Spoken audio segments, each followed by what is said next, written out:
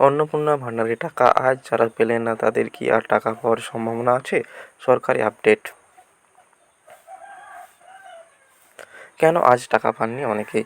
যেসব মহিলারা আজ অন্নপূর্ণা ভান্ডার প্রকল্পের টাকা নিজেদের হাতে পাননি, তাদের একেবারেই হতাশ হওয়ার বা ভয় পাওয়ার কোনো যুক্তিসঙ্গত কারণ নেই। সরকারি আধিকারিকদের মতে, একটি মাত্র দিনে রাজ্যের প্রায় ১.৫ কোটির বেশি মহিলার ব্যাংক অ্যাকাউন্টে একসঙ্গে অনুদানের টাকা পাঠানো অত্যন্ত জটিল একটি প্রযুক্তিগত বা টেকনিক্যাল প্রক্রিয়া। ডাইরেক্ট বেনিফিট ট্রান্সফার বা ডিবিটি প্রক্রিয়ার মাধ্যমে এই বিশাল অঙ্কের টাকা সরাসরি উপভোক্তাদের কাছে পৌঁছে দেওয়া হয়। সার্ভারের ওপর অত্যাধিক চাপ পড়ে।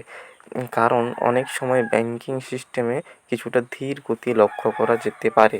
তাই সরকারি নির্দেশিকায় স্পষ্টভাবে জানানো হয়েছে যে অনুদান পাঠানোর এই বিরাট কাজ মূলত কয়েকটি ধাপে সম্পূর্ণ করা হবে। অর্থাৎ আজ যারা অন্নপূর্ণা ভান্ডার প্রকল্পের টাকা পেলেন না, তাদের অনুদান পুরোপুরি বাতিল হয়ে যায়নি, বরং সেটি বর্তমানে প্রক্রিয়াধীন বা প্রসেসিং স্তরে রয়েছে।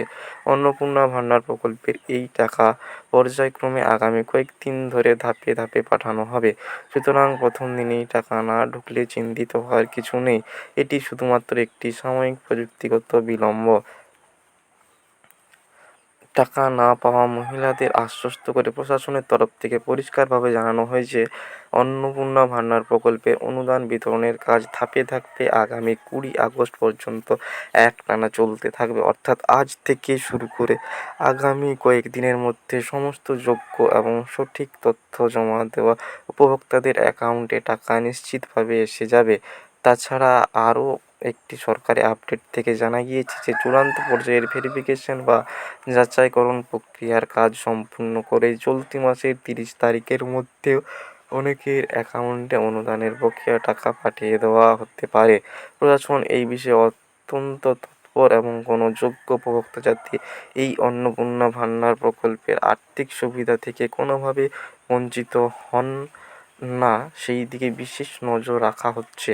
তাই মহিলাদের প্রতি নির্দেশ দেওয়া হচ্ছে তারা যেন নিয়মিত নিজেদের রেজিস্টার্ড মোবাইল নম্বর, ব্যাংক পাসবই আপডেট করে চেক করতে থাকেন। সরকারি সিস্টেম থেকে একবার টাকা রিলিজ হয়ে গেলে সেটি উপভোক্তার কাছে পৌঁছতে খুব বেশি সময় লাগে না। ব্যাংক অ্যাকাউন্ট বা আধারে সংযুক্তি সমস্যা। অনেক ক্ষেত্রে অন্নপূর্ণা ভান্ডার প্রকল্পের টাকা না ঢোকার অন্যতম প্রধান কারণ হতে পারে ব্যাংকের প্রযুক্তিগত সমস্যা অথবা কেওয়াইসি আপডেট না থাকা। বর্তমান নিয়ম অনুযায়ী সরকারি যে কোনো অনুদানের টাকা পাওয়ার জন্য উপভোক্তার ব্যাংক অ্যাকাউন্টের সাথে তার নিজস্ব আধার কার্ডের সঠিক সংযুক্তি থাকাটা একেবারেই বাধ্যতামূলক। National payments corporation of India বা এনপিসিআই ম্যাপিং সিস্টেম যদি কোনো উপভোক্তার ব্যাংক অ্যাকাউন্ট এবং আধার কার্ডের সঠিক যুক্ত হওয়ার প্রমাণ না থাকে, তবে সরকার থেকে টাকা পাঠানো হলেও সেটি সেই নির্দিষ্ট অ্যাকাউন্টে গিয়ে পৌঁছাবে না। ফলে পেমেন্ট মাঝপথেই আটকে যেতে পারে। এই ধরনের সমস্যার সম্মুখীন হলে উপভোক্তাকে দ্রুত নিজের ব্যাংকের নিকটবর্তী শাখায় গিয়ে যোগাযোগ করতে হবে এবং সেখানে বায়োমেট্রিক পদ্ধতির মাধ্যমে অবিলম্বে কেওয়াইসি সম্পন্ন করতে হবে। একবার আধার সংযুক্তি সফলভাবে সম্পন্ন হয়ে গেলে অন্নপূর্ণা ভান্ডার প্রকল্পের আটকে থাকা টাকা সক্রিয়ভাবে বা অটোমেটিক পদ্ধতিতে অ্যাকাউন্টে চলে আসবে। যাচাইকরণ প্রক্রিয়া এবং বাতিল আবেদন। পুরনো প্রকল্প থেকে নতুন অন্নপূর্ণা ভান্ডার প্রকল্পে স্থানান্তরিত করার সময় সরকার একটি বিশাল মাপের স্ক্রুটিনি বা যাচাইকরণ প্রক্রিয়া আয়োজন করেছিলেন। এই প্রক্রিয়ার মূল উদ্দেশ্য ছিল ভুয়ো উপভোক্তাদের চিহ্নিত করে শুধুমাত্র প্রকৃতি ও যোগ্য মহিলাদের এই আর্থিক সুবিধা প্রদান করা।